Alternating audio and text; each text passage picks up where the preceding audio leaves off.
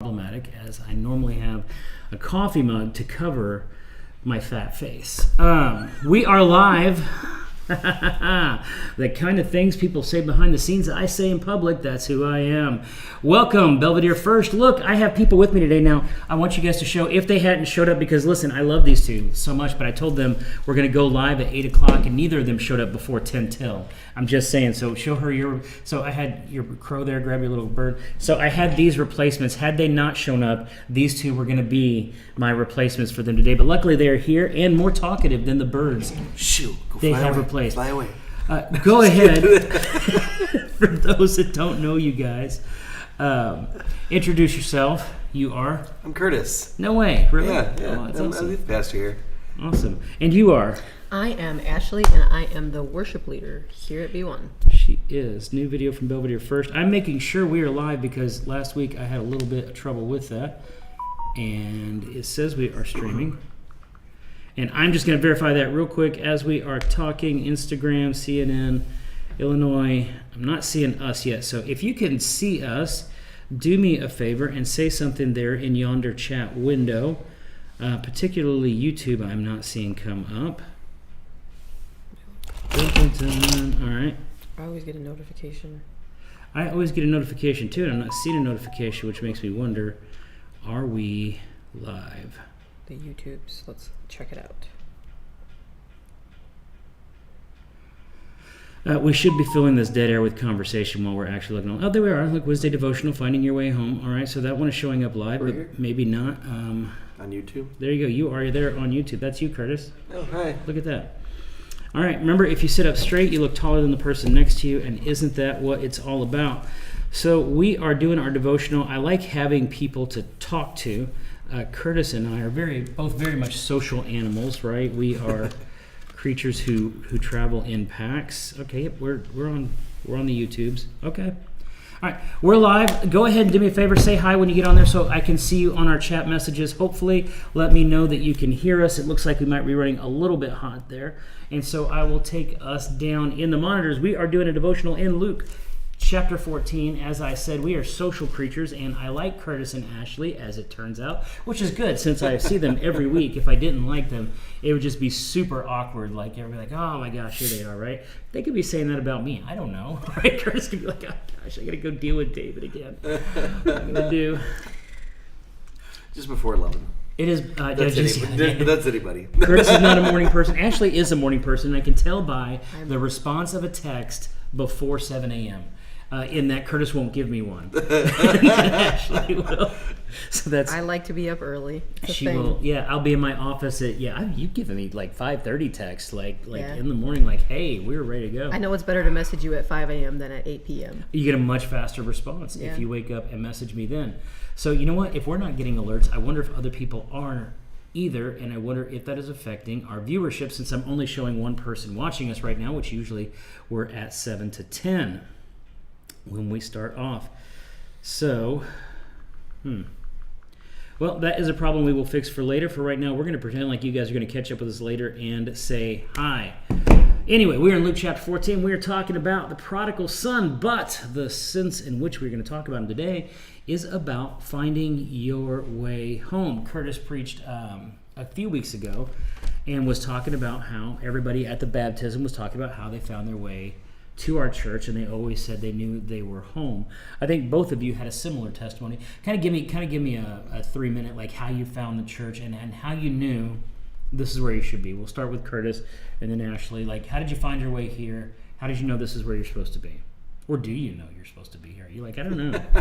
Like, I've been here for a couple of years, and I'm not sure. We helped you move in, that even though true. we didn't go here. And what was the first thing I said to you in front of... You're going to be my youth pastor someday. I was like, you're going to be my youth pastor. And we were just moving in. I was like, hey, are you a youth pastor? You're going to be my youth pastor. And yeah. Yeah, and so there was starting that, and then about... By the way, sorry, Michael Olnow. I did not know he was your youth pastor at that time. Yeah. I just got off the truck. All right, go ahead. And then I don't know, it was about 4 years ago now, because I've been here 2 years. Right. About 4 years ago. You should mention that. I sent you away a couple times. Like, you were like, hey, man. I'm like, no, stay at your church, make it work there. Right. So I started talking to Pastor David, and I kept feeling like this is where we were supposed to be. And my wife took her a while to catch up. And so she finally was praying about it, and here we are. Awesome. Good morning, Samantha Bradley, my favorite person who has ever hurt me only physically, never emotionally. She did this thing with my shoulder. Like, my shoulder is so much better now. A lot of that credit goes out to her because she got me through that when I dislocated my shoulder. Yes, but it was this thing. So I'm you know, like, she would like reach behind me like, oh, I'm getting a hug. This is so sweet. And then she jammed my shoulder into its socket, and I would almost cry. It was both beautiful. She doesn't do that to me. She does. Well, you have a shoulder issue. I'm guessing she tailors her treatment to the injury that you've actually gotten. I hope. I mean, right? No one will ever know but Samantha Bradley. So thank you by the way for letting us know that we're online. I think the notifications or whatever for whatever reason are coming through late, and that's okay. So Ashley, how did you find us? We just kept searching and searching for the right church, and my husband actually just Googled Assemblies of God churches near me, and we saw a long list of them, and he said, I want to go to this one in Belvidere, and I said, are you sure? And he said, yes, I do. And I was very reluctant to come. And we showed up, and the first person that greeted us at the door was Sammy. She hugged us. We felt so welcome. And then when the worship music started playing, it was just a sense of feeling home, and I just worshiped in a way that I had never worshiped before. And I looked at my husband, and we both kind of nodded our heads like, yep, this is where we're supposed to be. So there was an inner witness there. Would you say you and Ashley had a similar experience with having an inner witness when you actually come into the sanctuary that you know what I'm saying? Yes. Because go ahead. No, we kind of had it before we came here, because Ashley, when she finally prayed about it, was like, I know we're supposed to be there. And so that's when we came. Yeah, and with Curtis too, it was more of a long, it was, hey, good morning, Evangelist Arshad. It was more a long courtship because you were working somewhere else, and I did want you to try to work it out there if you could. And again, we're going to kind of talk about sometimes it's not that it's a bad place you're in, it's just not the right place that you're in, right? And so we're kind of starting with the prodigal of the parable of the lost son. Luke chapter 15, it says, he also said, this is Jesus speaking, a man had two sons. The younger of them said to his father, Father, give me the share of my estate I have coming. So he distributed his assets to them. And not many days later, the younger son gathered together all he had and traveled to a distant country. I have noticed as a pastor, there are definite signs when someone is about to leave your church. They're just little things they do, little ways in which they begin to disconnect, and you see it happening. And one of the things I try to do as a pastor, I'm trying to like, okay, we have a, I don't want to say, we have a runner, go ahead, right? Shut the door, shut the door. He has automatic locks. Yeah, you got to understand, sarcasm is a spiritual gift at our church, okay? Sarcasm is definitely a spiritual gift at our church. But right, you find ways that you understand people are beginning to detach from the church. One of the things in the story here is that the younger brother is in a toxic environment, right? We hear about this a lot today. You have toxic friends, you have toxic workplaces, toxic environment. We hear the word toxic almost overused, but it actually represents a truth. And okay, let me ask you guys, describe for me what you would consider a toxic environment. You're at a job, you're at a church, you're at a place, and you're like, this place is toxic. What are your signs there? Like, my signs would be no team work approach, no team effort approach, more negativity than positivity, more complaints than solutions. Yeah, Curtis? I was going to say negativity is a big thing, because they usually like to find the wrong in everything you do before they compliment you. They find the cloud in every silver lining. Yeah. They're always finding it. Yeah. And you know what? Here's the interesting thing, too. I've noticed this, too, when we're talking about people leaving churches. One of the ways in which I know a person is beginning to detach from a place spiritually is they become very critical of the place. Now, the problem with that is, okay, have you ever worked at a job where somebody put in their 2-week notice and then all of a sudden everybody changes how they see that person? Yes. Right? Like, they're like, okay, well, you're not going to be here forever, so I'm going to go ahead and emotionally detach. And you can kind of see that.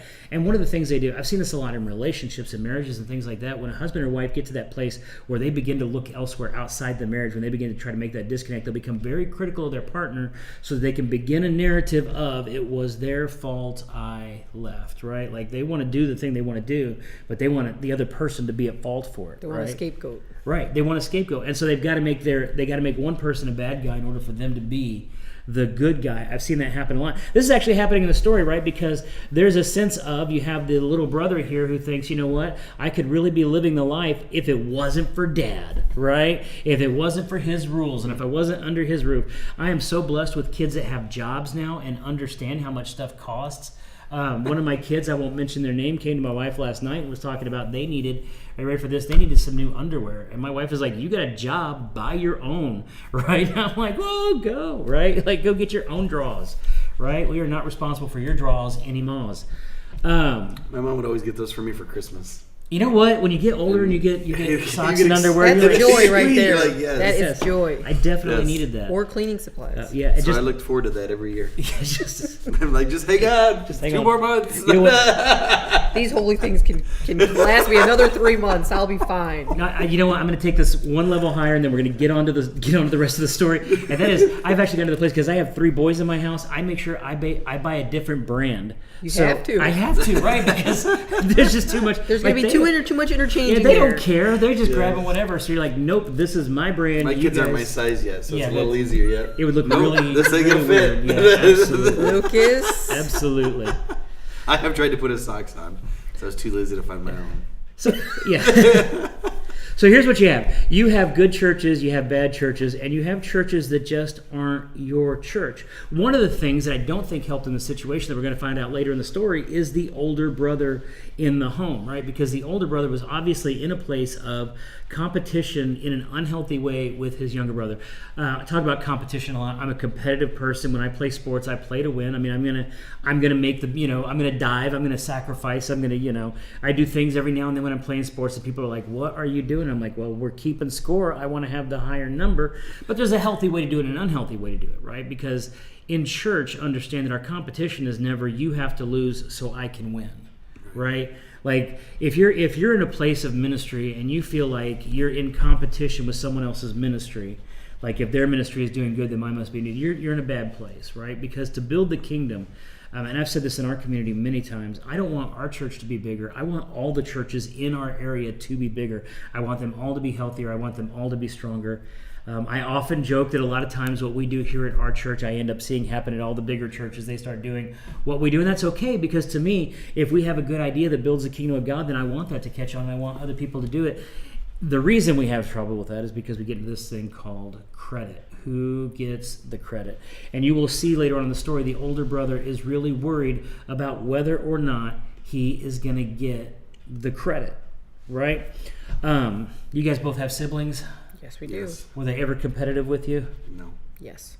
I knew yours were, and yours were like Mine 7 were years like, older. yeah, than yours, my I think. youngest one was out of the house, but I got bored. Yes, yeah. It's like, I have brothers, but I was raised as an only child. yeah, your next sibling was what? 20 when I was born, yeah. 20, yeah. 20 I'm 34, yeah. so he's 54 now. Yeah, well, you know what? He's well on his way to retirement. Here you are in the prime of your Kind of life. similar with Natalia and Ezra. They're 15 years apart. Yeah, so there's no competition there. My sister and I were 1 year apart. We were actually, I think, she was born in August. I was born November the next year.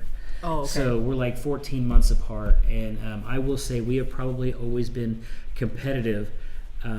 She didn't always know we were competing. I always knew we were competing. She didn't know we learned to play piano, and I actually learned to play piano to get better than her at it.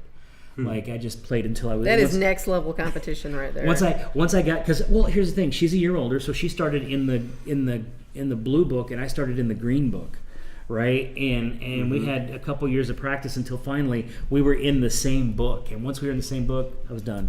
I was like, all right, I'm done with piano. I've got to the same book. This competition isn't serving me any longer. It is. I'm done here. And so that's what we did.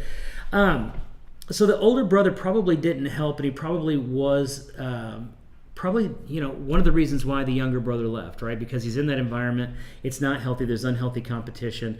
But here's the thing. In this story, this is the Father's house, and that's why I'm saying there's some churches that are good, there's some churches that are bad, and there's some that just aren't your church. When I was in the military, I tried different churches that were not Pentecostal, not Spirit-filled, because, there weren't any within walking distance of the base or things like that. And Man, I realized how Pentecostal, Spirit-filled I have to, I did not do, I'm in a Methodist church. God bless you, Methodist, that you can do that every week. It would be to me like being, Curtis is a vegan for health reasons. It would be like that for me. It's exciting. Is it? It sounds terrible. What do you have today? Lettuce. The older you grilled get, lettuce today.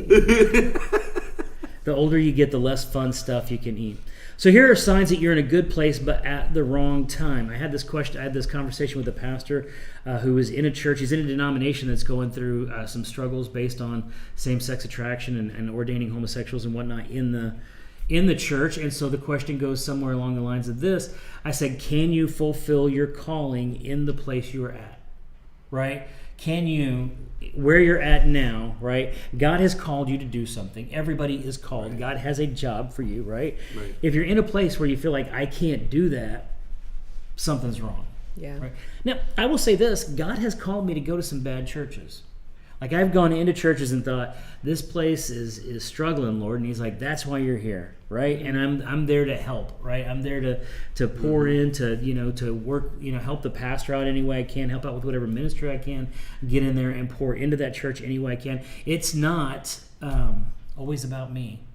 I know. I'm as shocked to hear that as you. But it is not always about me. So sometimes you can be, right? But then even that, I am fulfilling my calling because he has called me there to help, right? But you get in some places that they're bad and they don't want help. Right. Have you ever had to watch somebody who was bad at something but wouldn't let you help them? Yes. You have kids, right? Right. You ever watch, there's going to be times where, all right, Lucas, do this thing. Right. He's just not, And now he's putting on a seatbelt. He doesn't want help putting on a seatbelt. But he's going to do it anyways. So we have to sit in the driveway for I feel like 15 minutes waiting for him to put on his seatbelt. It's the longest 3 minutes of your life. And Bridget gets impatient, and then she tries to help him, and then I have to deal with the whole argument of, I didn't ask for help. All right, now spiritualize that. Have you ever been in a church where you have somebody, sometimes a lot of people are like, hey, pastor, can I serve in this area? And I'm thinking in my head, you're terrible at that. I have been pastor of a church, and for whatever reason, when I started there, they had the grumpiest person in that church greeting. Like the person who I never saw smile, never saw happy, always had a complaint on their heart, right? And they were standing at the front door shaking every hand that came in that building. Like the old dry eyes guy? And I'm like, that is killing me, man. What was the dry eyes guy? From the commercial? Welcome to be one. Yeah. Ben Stiller. Yeah. Dry eyes. No, that would have been an improvement because at least he was neutral, right? Yeah. This person was, I remember I had one gal and I was like, I think you have a problem with gossip. And she said, I don't have a problem with gossip. And I just watched her go from person to person telling them how I told her she had a problem with gossip. And I'm like, yeah, that's probably an indication, right? If I'm sitting here and I'm just watching you go doink, doink, doink, I'm like, that's maybe you're struggling there. Maybe you shouldn't be on the intercession team. Can't make any assumptions there. If you got a problem with gossip, maybe the intercession team isn't for you, right? All right, here's the other thing. Signs you're in a good place, but at the wrong time. Do you complain much but change little? I have been in places in ministry where I found myself complaining way too much about the place God had me in ministry. And I knew it wasn't the fault of the ministry. I was in the wrong place, right? It was my spirit that had got embittered. I was thinking I was more important than I was, more talented than I was. How dare they waste me in this position when I should be up there just running, I'm old enough to understand how arrogant I was when I was younger, right? And there are times, I joke about that too. I was 42 when I took my first church. And I think about that because I think if I was 32 when I took my first church, I'd have blown that thing up, right? I would have just driven that thing into the ground and thinking I was doing the right thing. I would think I was fixing people the whole time. Oh, I'm fixing you. You were getting fixed, right? And I would just be driving that thing to death. I can relate to that. Yeah. Not necessarily in a church setting, but in some work environments, I was a little too immature to handle what they were expecting of me. Yeah, and you don't realize it, right? No, I didn't realize it until 10 years later. One of my sons told me this once. I just had to look at him. Good morning, Sam Powell. Good to have you here. Hi, Sammy. Hi, Sammy. I know if you know what if we got all of our Sams on this morning. What were we just talking about? bring back on track. What your son was saying to you. Oh, well, you know, okay, I always gotta say, don't tell him which son. That way, there's a 1 in 3 chance they're wrong. But he actually told me once, because I said something about, do you think you could be mistaken on this? He goes, Dad, if I was wrong, I would know I was wrong. I'm like, no, that's actually the definition of it. You actually don't know that you're wrong. But I remember being like 17, 18, 19 and thinking, if I was wrong, I would know I was wrong, and then I would fix that and I'd be right again. That's what I would do, right? How could I be wrong? How could you be wrong? We talk about in small groups and accountability all the time. Everybody's got blind spots. They're just stuff about you don't see, and you have to have people that can help you see those blind spots. Go ahead. No, I was just saying, I was agreeing. Okay. And third, it says, signs you're in a good place, but at the wrong time. Does God have a say in the desire of your heart? As a pastor, one of the things we always say is the scariest thing a person can say to me is, you know what the Lord has told me? And I'm like, man, I have no idea if it was the Lord or the pizza you ate before you went to bed last night, right? There are some people you're like, man, that person is on their knees. They're at the altar call there before the Lord, and they say that, and you're like, yeah, this person's probably got a word. And there's other people, you've never seen them crack that Bible. You don't even know if they know what the book, like a book in the Bible is, right?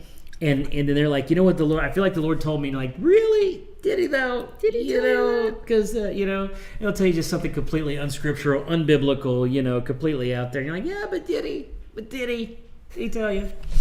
Right? And you have that. You have to deal with that. Here's the thing, though. God should have a say in the desires of your heart. I came to a place in my marriage where I realized I had to let Kristen change my mind.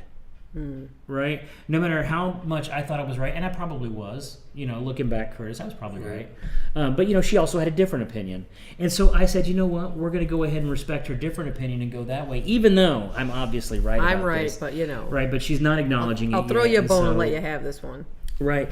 Here's the thing. I had to give her a veto, right? Like in so many marriages, right, one person wants to be that dominant partner, wants to be that one that always gets to say. I've seen males do it, and I've seen females do it. I've seen women who have dominated their husbands. I've seen husbands who have dominated their wives, and there's always this huge imbalance. Kristen and I have done premarital counseling with so many couples, and sometimes you're looking at it and you're like, if you don't give this woman a voice, this marriage is going to last about 12 months, right? This marriage is going to last about, maybe 2 years, right? Because if both of you don't have a say, and yet so many people have a relationship with the Lord where they don't let Him change their mind, right? Like people say, I feel like the Lord wants me to do this, and I'm thinking, sounds exactly like what you want to do, right? Like I'm more impressed when someone says, I don't want to do this, but I feel like the Lord is leading me this way, because that it is where they're taking the desires of their heart, and they're saying, okay, Lord, these desires are yours. Put the desire in me to do the right thing. Lead me in that way so that I do it, versus, I feel led to do exactly what I wanted to do before, right? Which is a different thing. Questions, comments, inputs, have you ever seen that? Have you been like, you know what, that person? I've seen over the past few years of being an entrepreneur myself, of seeing other people, and sometimes I feel like they say this is the plan and the road that God had for me, but it just doesn't really resemble what I think God would have for that person. I think it resembles what they would want, and they've worked so hard, they've strived so hard to have those things, and then they slap God's name on it, and I don't think that's fair. Yeah, and I've been that person. Right? And it's important to find a place where you can separate your desires from God's voice, right? That those are two different things. That He is going to, I remember one of the times, and the funny thing is, looking back at it now, is, man, what a terrible place I was in spiritually, but an open church came up. And it was like, you know what, I should and I realized in the moment that I just really wanted to pastor a church. It wasn't God telling me to go to this place, and thank God I picked up on that quick enough to not go to it. But there was this part of me that says, well, it's an open position, and I'm just the best option, and I should step in there. And it was just, and I realized I couldn't separate my desires from that. So I was like, you know what, I'm going to step back from this opportunity, because here's the thing: if it's God and you put it aside, it will come back. Right? Yeah. The Holy Spirit always comes back and knocks and knocks and knocks, and He gives you a lot of chances. Now, if you get rebellious and you just keep saying no, yeah, eventually He's going to stop. But I've always had the Lord come back. Now I'll make the caveat there. Sometimes we run into opportunities where the Holy Spirit says, act now, because, if you let somebody slip by you, you're not going to get another chance. Just kind of situational. Yeah. Teresita, good morning. Mangandagumaga. Linda, good morning. Hey, thanks for the good word there. And Gracie has her surgery today. Keep her in prayer. will do Sammy. We were actually talking about her yesterday and praying for her yesterday, I think, at Bible study. So yeah, we're praying for her too. All right, so then you get to the next part where it says he went out into a distant country. I have spent some time in a distant country. Amen. Where he squandered his estate in foolish living. And after he spent everything, a severe famine struck in that country, and he had nothing. Then he went to work for one of the citizens of that country, who sent him into his fields to feed the pigs. He longed to fill from the pods the pigs were eating, but no one would give him anything. Right? So the way I always heard this preached was everybody loved him while he had money, and then when he ran out of money, nobody loved him. Right? There are a lot of people who will love you while you do for them, that when you need or when you're in a struggle spot, all of a sudden they don't need you. They're like, this relationship does not work in that direction, right? This is why he is in a place that he thought he belonged, but did not. So what are some of the signs? You are not in the church you're supposed to be in. You're not in the church you're not supposed to be in. You're just in a far country wandering around. Well, first thing, pleasure is always temporary, meaning we seek pleasure. Pleasure in itself is not a bad thing, right? We should. Listen. I enjoy food. Like, I enjoy food. I think that's one thing me and your husband have in common is Alex likes very specific types of food, and he really enjoys that thing. Actually, Curtis, for all your veganness, which I don't understand, which is a strange foreign. There's good vegan food. You just gotta say it, Pastor. Right, but the thing is you also show an interest in. I want things that are not just good vegan food, but good food that happens to be vegan, and there's a difference there. Pleasure in and of itself is not wrong. The problem, of course, for a lot of us is that we get a little bit of food and we want to, not eat until we're full, but we eat until we hurt, right? Or eat until we hate ourselves, I think, as the joke goes. And all of a sudden that pleasure comes back to bite us in the tail, because then you got to play pickleball 73 nights a week just to keep up with the cheeseburger input in your life. There is a balance. Cheeseburgers. I told people that. I played pickleball. I've literally done 3 hours of hardcore in the sun, sweating out. I'm looking at my thing, and I burned like 1,200 calories, right? Like, heart rate has been elevated, all that. And I was like, man, I can't wait to go to KFC and just knock all this out of the park. Right? 1,200 calories? I'm going to get the large today. I'm going to even. I like to break even on the day, right? I hate to leave calories on the table. No deficit. Right. Ken Haroff, hey, good to see you this morning. I haven't seen you in a little bit. Ken's out in Kentucky. Beautiful message. Men rise with challenge and accountability. Absolutely. Men need to be called out. Men need men in their life to point out their blind spots. Absolutely. Women need praise, acknowledgement. Women need to be fully seen and heard. And the masculine and feminine have different needs to grow. Appreciate your leadership and message. Much love. Thanks, Ken. It's good to hear from you this morning. I haven't seen him in about a day or two, but really great guy. Hi, Annette. Hi, Linda. Hi, Dolores. Oh, hi, Dolores. I missed you there, too. Hey, good morning. All right. So he was in a place he thought he belonged that he didn't. The thing is he went to that place because there was pleasure in that place. The reason he went there is because he got there and it was a lot of fun. You can be in a job that seems like a lot of fun that you will literally die in. You will just, I have seen people stay in an occupation way past when they should have, because it was easier to stay in that occupation than it was to jump off the cliff, right? Now that I have been skydiving exactly one time in my life, I can tell you the scariest part. It's actually all a lot of fun, except for the first 10, 20 seconds, right? The part where you're on a plane and you jump off the plane, right? Because I'm in a safe plane that, I don't even like being in small planes. I don't like little planes where I can feel it. Not for me. But then the idea of being outside of that plane is worse. Yes. Like, the only place worse jumping in out a small there. plane is jumping out of one. And of course, my instructor just kind of threw us out. I didn't really have a chance to say no. It was like, I feel like that was the only approach to go. Oh, yeah. Oh, well, I said this. If you watch the little video I put on YouTube, there's a point at which I tried to reach up to balance myself on a little beam so I could get out there, and he slapped my hand down. I was like, brother, I'm a 49-year-old adult. You slapped my hand again, but I can't. What am I going to do? Because, he's probably had people grab out of that bar and absolutely. not let go. Yeah, absolutely. That's the last time. It's like, bad, no. Well, my thought is I got to be nice to this guy because, we got to get to the ground together. He's the one with the parachute. I'm just the guy. I'm basically like, you see the dads with the little babies on the front? That's what I was, right? Like, that's you were me the baby on the front? I was a little baby on the front. Hey, jumping out of the plane. I'd have a fake rope if I did that with people, and I'd be like, if you get too sassy with me, I pull this rope and you keep going, and I pull my shoe. It's my monkey. Right. You start clawing at me, I pull this, and one of us will make it down. All right. So here's the thing. He didn't know when to quit. He didn't know when to. Well, how did he know? How did he know when it was time for him to get out of that place? He's in a far country. He's living his life. What was the thing? What was the thing that finally said to him, you know what? Maybe I need to get out of this place. Everything fell apart. He was eating with the pigs. Yeah, he actually waited till it was absolutely at the bottom, right? Like it was not some sort of, hey, I've had a noble moment of, even in the middle of this pleasure, I'm not where I'm supposed to be, right? God had to take everything away from him to get him to that place.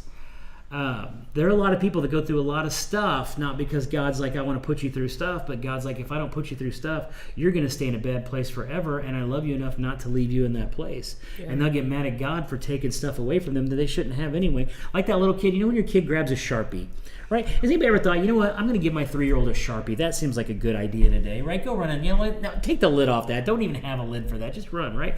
Right? And yet if you try to take a Sharpie out of a 3-year-old's hand, are they ever like, oh, thank you, parent, for your insight and understanding. You have saved me from myself and from damaging property in this house. Not quite. No, they throw a fit, right? Yeah.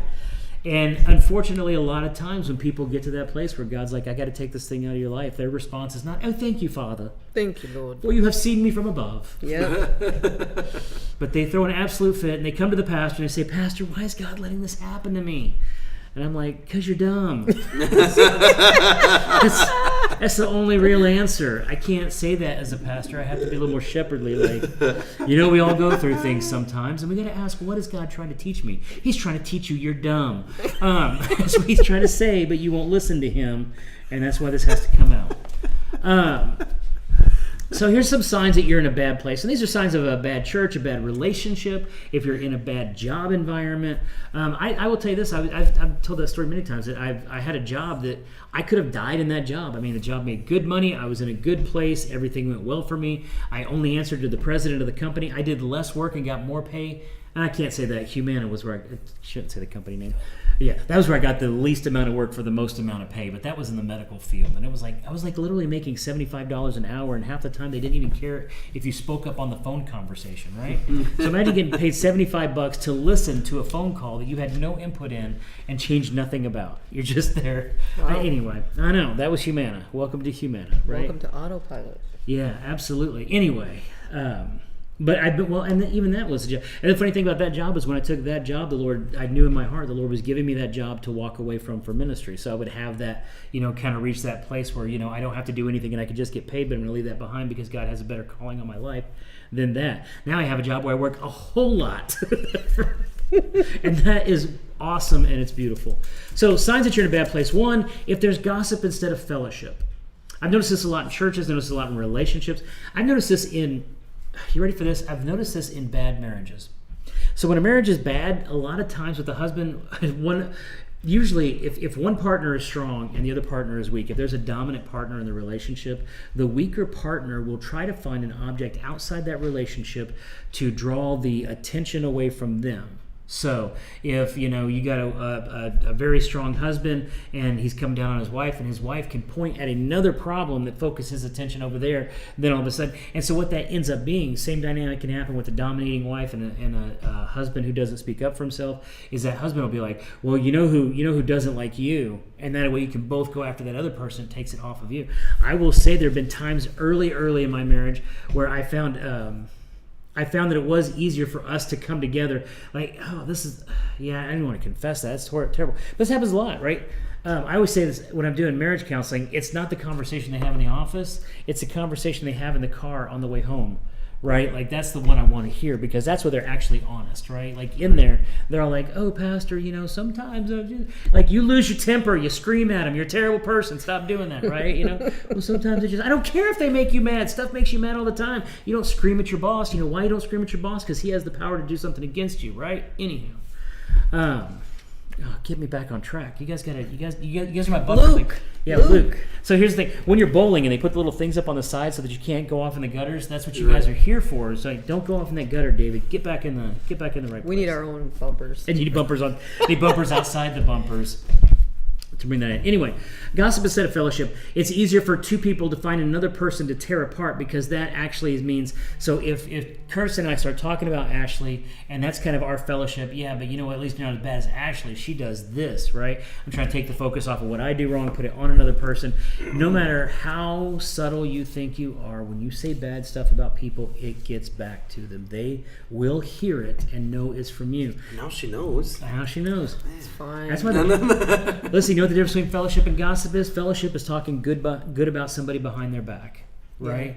Yeah. They're not around, and you're like, you know what they're really good at, though? You know what I really like about that person? You know what's really awesome when they're around? You know, even if that person struggles. By the way, good morning, Jim. And by the way, Jim, we always take the picture coming down. There's nobody that knows how to try to make themselves look thinner in a picture than me. Because I am always. When I got on camera here, I was like, look, sit up straight, shoulders back, right? Get into that skinny pose, because you know if I'm like down like this, right? It's there. It's all there, but we're keeping it well hidden. Anyway, another one, exclusion-based social circles. Oh my gosh, I can't tell you how many churches die because they build exclusion-based social circles. Like, I don't know if you know this. When somebody tells a joke, if somebody tells you a joke, okay, well, here I'm trying to give an easy joke. Hey, you know what the retirement plan for governors in our state is? Prison. Right? And we all know this. The reason that joke works is because we all three live in Chicago. We live in the shadow of Chicago here in Illinois, and we all know that those politicians are corrupt. So when I say that joke, there's an information shared that's unspoken that we all agree on, and that's why we laugh or we find it funny or whatever, because of that extra information. Whenever you find people that you have things in common with, you tend to bond with those people. Church is still probably the most segregated organization on the planet. And by that I mean you have black churches and white churches and Hispanic churches and Korean churches, Indian churches, Eastern Orthodox. I mean, like all kinds of different ways in which, and there's some ways in which that's valid because you do tend to hang out with someone you have in common with, right? Yeah.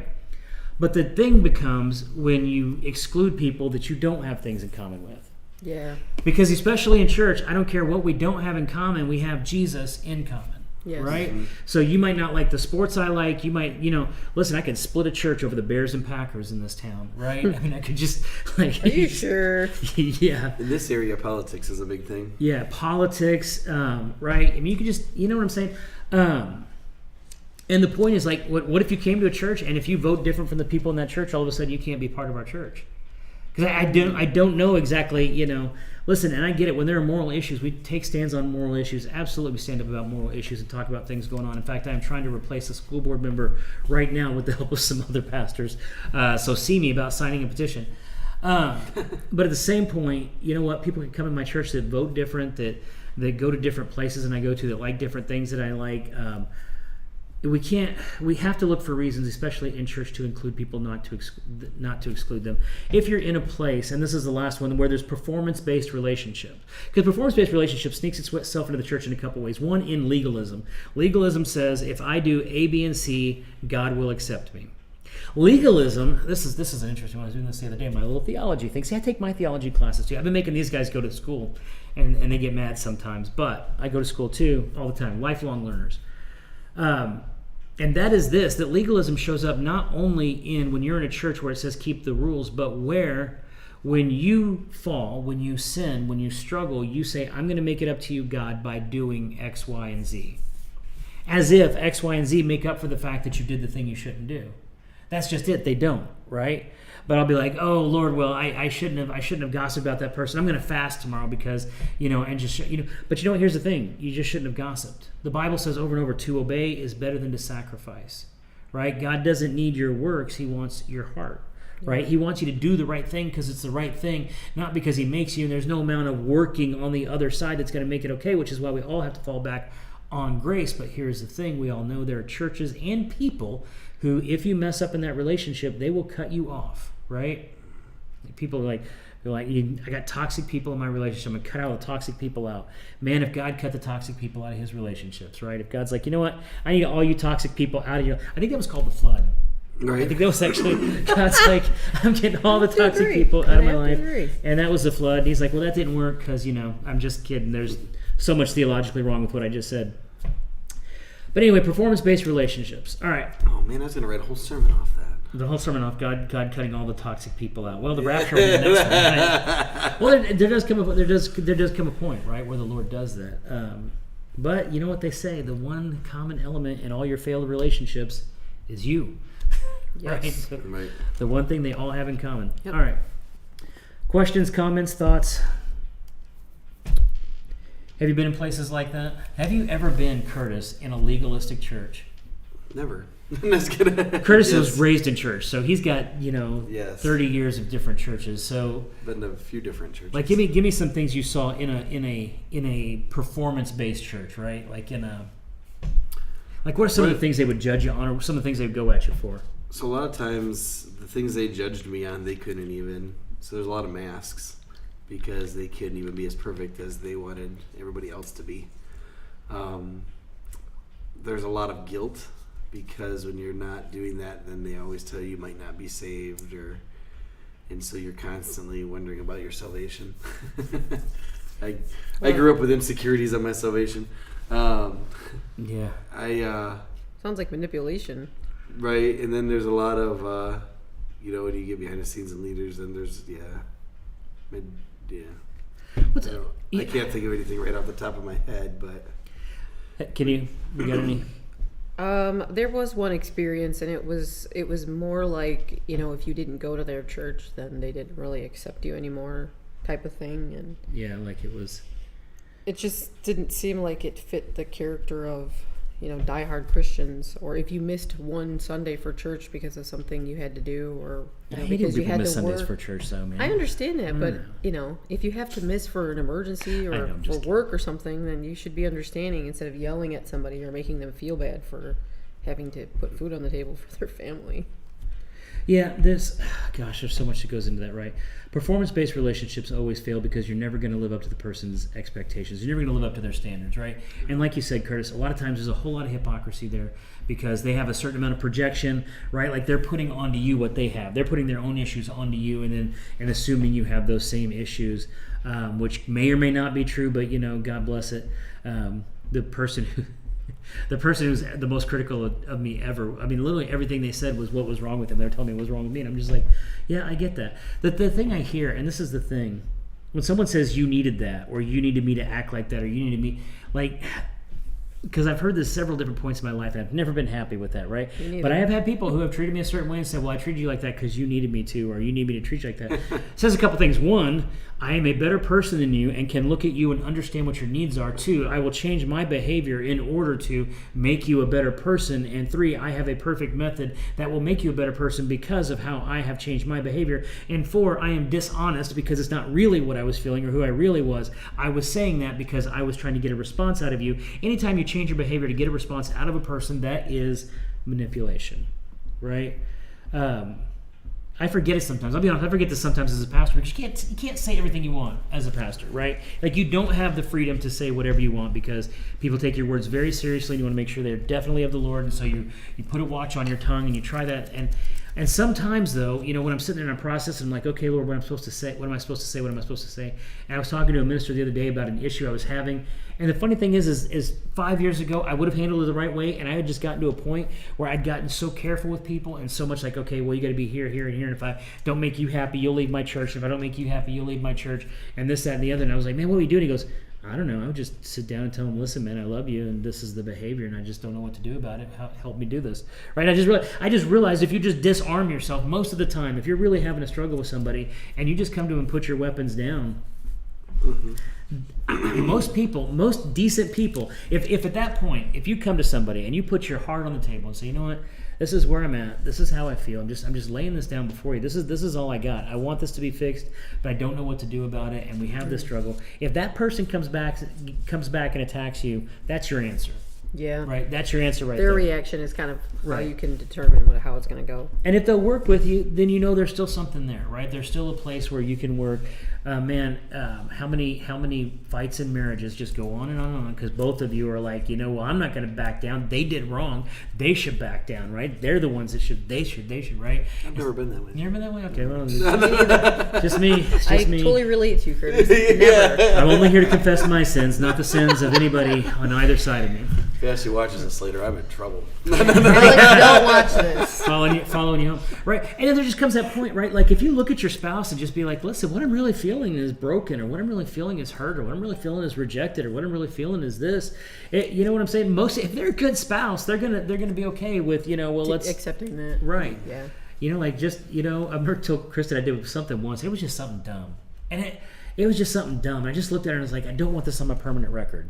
Right? Like I get it that what I did was wrong and I shouldn't have done it. I don't want this on the record. Can we just, and she gave me a mulligan. She's like, you know what? We're going to give you a do-over. All right. I wish I could remember what it was. It was something dumb. It wasn't even a major thing.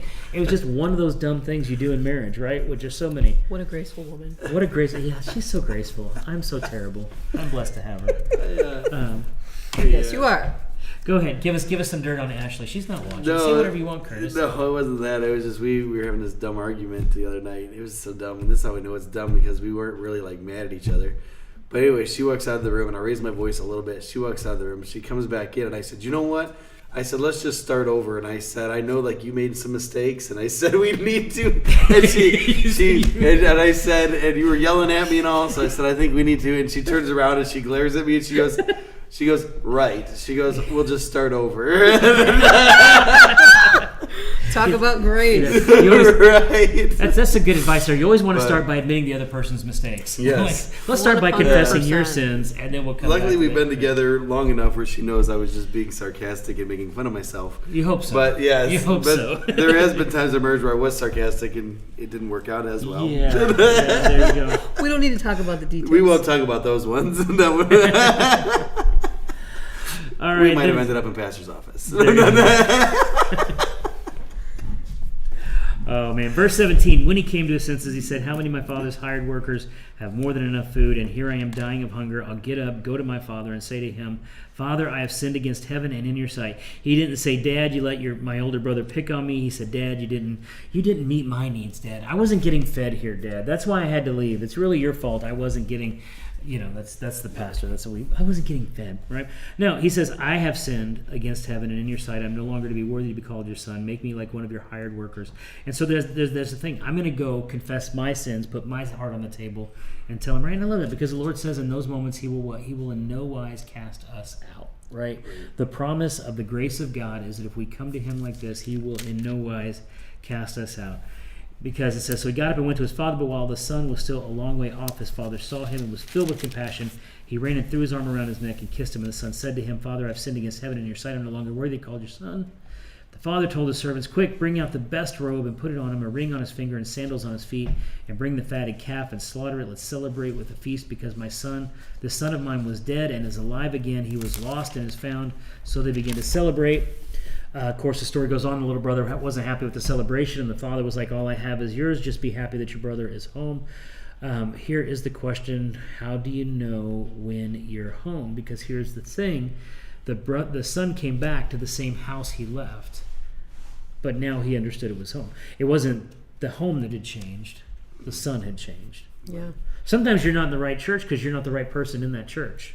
Yeah. Sometimes you're not in the right relationship because you're not the right person in that relationship, right? Sometimes you're not in the right job because you're not the employee you should be at that job, or the owner you should be at that job, or the person you should be at that job, right? Like sometimes you are your own biggest enemy. So here's the question. How do you know when you're home? So you guys said inner witness, right? What's a good church look like?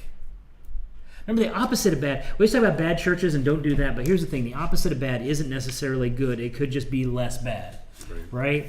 I think it revolves around like that team effort. Like, are we helping each other? Are we being the helping hand? Are we trying to create solutions? Are we trying to further the kingdom? Unity. Yeah. Right? In a word, unity. If people come into your church and everybody's arguing, fussing, fighting, complaining, going after each other, stuff like that, if there's a lack of unity in that house, nobody wants to be in that. Yeah. Have you ever gone to someone's house as a married couple and you walk in and they just got done fighting? There's no unity there. And they're not fighting in front of you, but You like can it's just feel them hanging fighting in the air, right? Like it is just right, like they're like he'll talk to you and she will talk to you, but they don't talk to you. You know what I'm saying? Like you've been there and you know there's definitely been a breakdown. And you can come into some churches that are like that, right? And you know when you walk into that church that there's not that unity there, right? Yeah.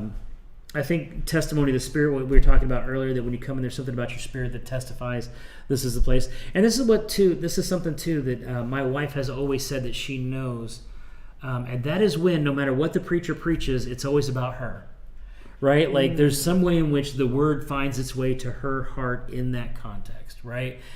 She's like, I swear every week I went to that church, it's like that man had read my mail and he was talking about what I went through that week. There's something about the Holy Spirit has not only prepared what the pastor is going to say, but he has prepared your heart to receive that by the journey you have been on.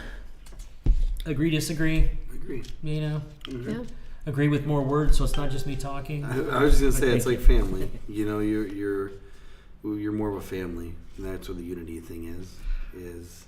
And like you talked about in the past, like there's not a lot of gossip going around unless it's good gossip, you know. And if bad gossip does happen, you know, in a healthy church, it gets shut down. You know. Have you ever had a relationship where there was no gossip, no arguing, no, you know what I mean? No, you know what I'm saying? Every relationship, has something. Yeah, every church, every family, everybody's going to have those things. Kristen and I'm going to make a prediction. We'll have an argument at some point in the future.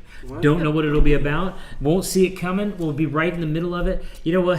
For whatever reason, we'll probably be driving down Newburgh Road. I don't know why, but that seems to be like, let's hash it out. We're driving down Newburgh Road, right? Like, I swear, I don't know. Let's start avoiding Newburgh Road. Yeah, I'm going to take Highway 20, right? But here's what I'm also going to predict. That, you know, the Lord willing, we're going to get over it and love each other and forgive each other and move on, right? That it's not about finding a perfect church, but it's about finding a church where you're willing to work on that relationship enough to be the right person in that relationship, right? To make that church the right church, not just for you, but for the next person that walks through the door. For everybody else, yep. Right? So that when they come into that church, you're the person there who's showing unity and showing love and showing all those things. And the last thing is purpose.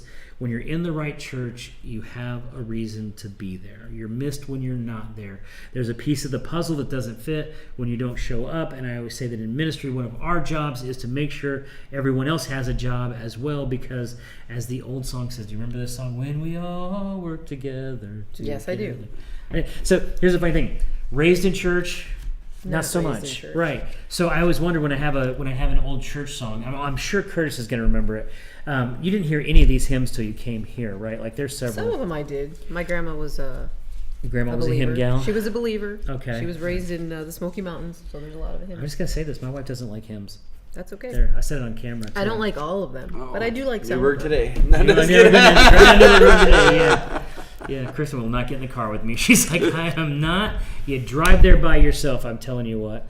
So the thing is where's your compass pointing? Is it pointing at your home? Are you headed in that direction? Because when you're not, when you don't have churches, relationships, occupations that you feel like God has called you to, or you can use your gifts, where you can be the person, where there's unity in those places, then you are going to feel lost. You're just going to feel lost, right? Like you're going to go into that job and feel like I don't belong in this job. You're going to go in that house and feel like I don't belong in this house. You're going to go in that church and feel like I don't belong in this church, until you figure these things out, where that compass is pointing, giving the desires of your heart over to a Father who wants to lead you into good things. Because as we were talking before off camera, that if you had your heart's desire, would it be to sin? If you're a Christian and you're like, you know what, if I could do anything I wanted to in the world today, I would want to sin. I would want to go do bad stuff, right? I would say you need to figure out whether or not you've had your change of heart, right? Right.